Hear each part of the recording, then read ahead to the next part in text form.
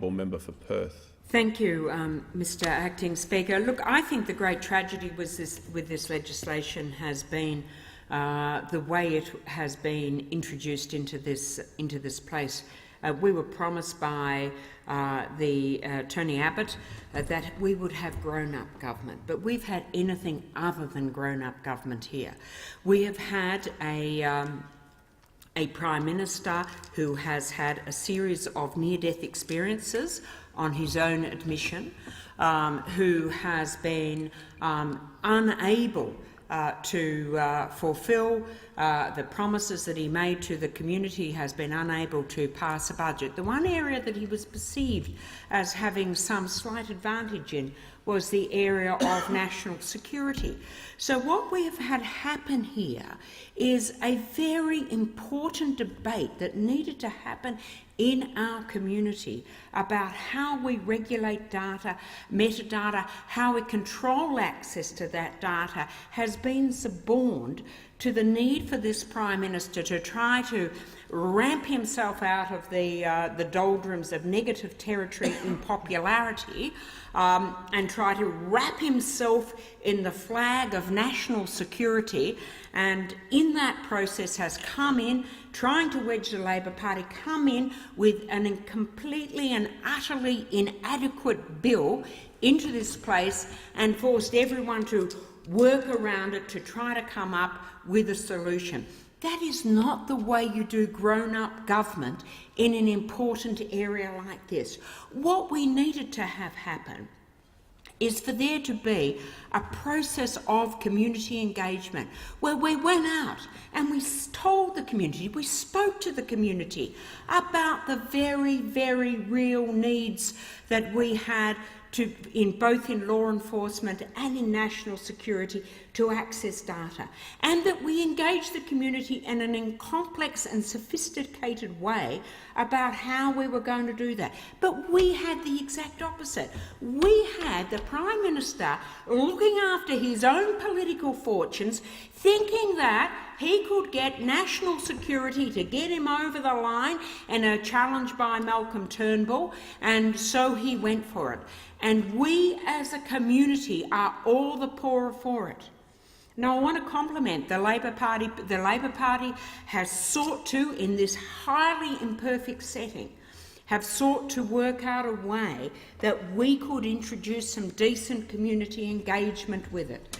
And we have insisted that this matter go to the Joint Standing Committee on Intelligence, and I want to compliment the people that were involved in that process. I think they have done an incredible job in trying to turn a sow's purse, a sow's ear into a silk purse. So we had a hideous process. I mean, how would you ever seriously, if you wanted to be a grown-up and consensus-driven government, how would you ever just lob a piece of legislation like this on the Parliament?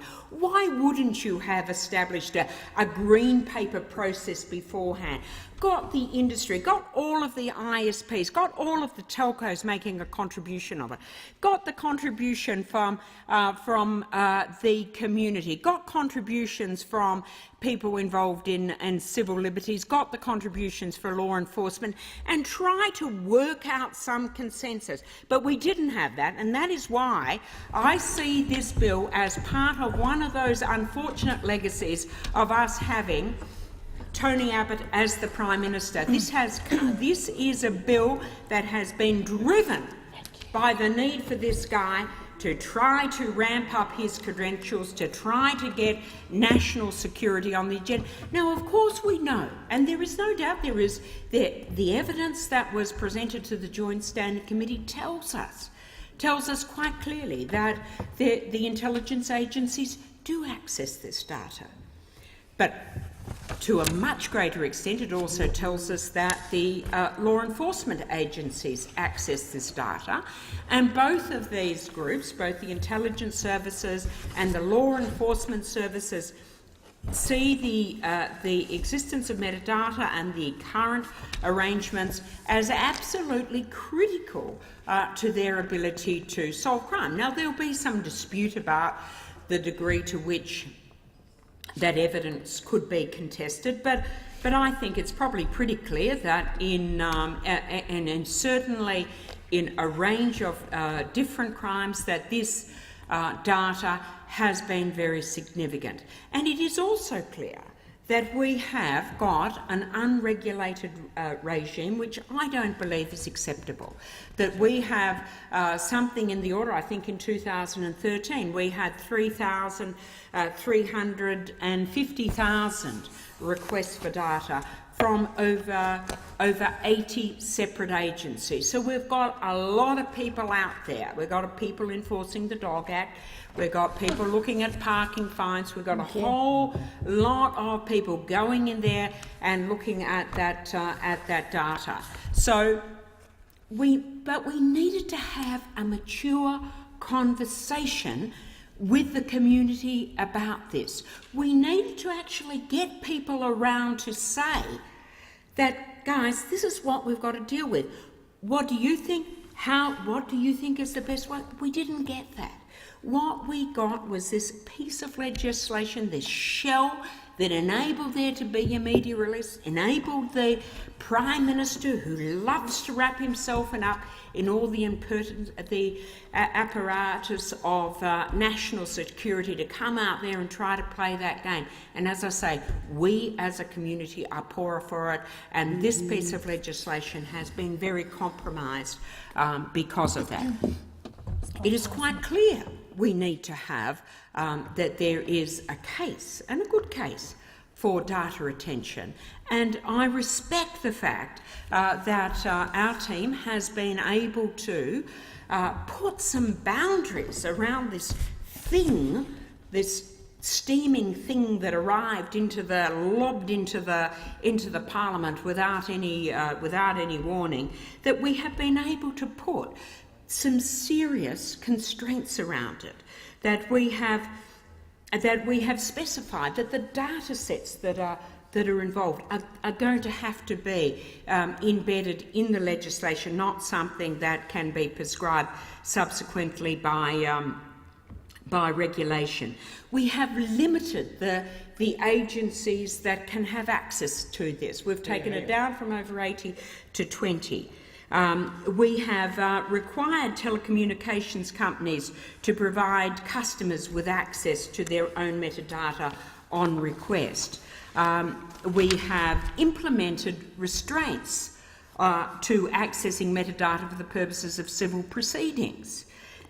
We have implemented mandatory data breach notification, so you get to know if there has been a breach by someone of your metadata, a privacy alert. And not just for national security. And not just for national security. So we've required the stored data to be encrypted to ensure its security and integrity of personal information. And we have required, most lately, for protection for journalist sources.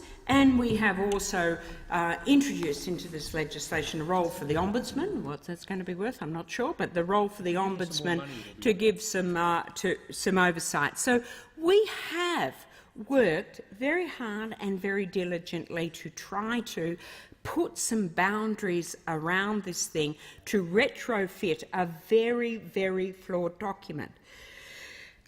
But that's not to say that there aren't still issues. There are still issues about the storage of the data. There is an argument that all of this data should indeed be stored in Australia. And we know that rack space is much cheaper overseas, and that there will be obviously a major desire to put, if this is not being fully funded by government, then telcos and ISPs are going to seek, as they do now, to access that rack space overseas. Now that creates for many people a real problem. I think there is another argument to that. Wherever we store it, whether we store it in China or Australia, the same sorts of people are going to be able to hack into it. So these are complex pictures, but we have not really given the community, and I really want to say that I think that the Joint Standing Committee has done what it has to be able to give the community some input. But I think there is no doubt the community is not satisfied that they have had sufficient input into this process. There is a lot of concern, and a very standard critique that we hear is that there are VPNs, Tor and other over-the-top services that enable people, if you've got two clues, if you're really seriously organised crime, or you're really seriously Al-Qaeda or ISIS, that you will be able to utilise technology to basically make yourself well, they're not that dumb, actually. Very interesting to know. No, I think but the people that run the organisations actually have a lot of technological smarts, and there's no doubt that that is true. I mean, I acknowledge that some of my colleagues, including the member for Gellibrand, has the view, and I think that's probably right, and it's certainly a view supported by the law enforcement agencies that presented to the committee that at their public hearings, that many of their targets aren't actually, shall we say, sophisticated, and that therefore that this it is quite a useful and productive area for them to pursue. People that might be engaged in terrorist activities or engaged in criminal activities, albeit that you might not get the Mr. Biggs through this process. But again, this is the type of thing. This is complex stuff. This is stuff that affects virtually every adult Australian. There's virtually.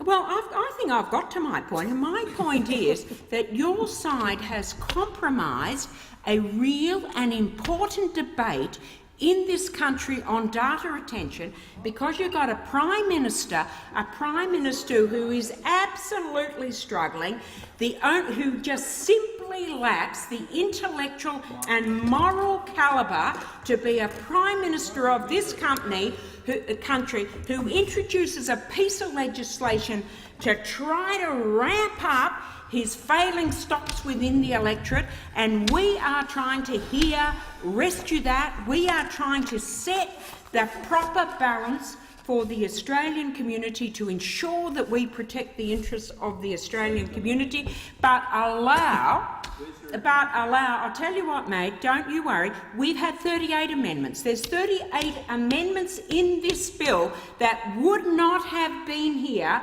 unless the Labor Party had stood you up and went through the Joint Standing Committee process. And I can tell you that I believe that over time that this will be yet another nail in the Abbott coffin. This has been a very, very unfortunate experience. This is an important debate that we need to have in this country. We need to have a regulated system of data retention. We need the oversight that is included in this bill, but this has been done very badly because we have a Prime Minister that is simply not up to the job.